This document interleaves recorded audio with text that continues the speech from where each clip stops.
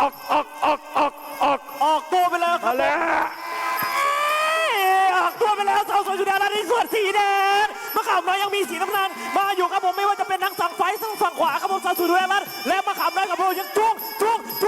ยังสู้กันอยู่ครับสาวสวยสุดารัตน์และมะขามน้อยกับผมยังสู้กันอยู่สู้ทีดูนี่แต่เมื่อเช้านะครับสาวสวยสุดารัตน์และมะขามน้อยยังมีการรอบกลับสายน้ำนี่ยังไงรอบนี้ ว่าแล้วในรอบนี้บอกว่าสาวสวยสุดารักษ์รองน้ำแดงจะเจอกับมะขามน้อยมันจะน้อยสมชื่อหรือไม่ว่าแล้วสุดารักษ์เริ่มจะกอดคอมะขามน้อยแล้วเว้ยมะขามน้อยอึดอัด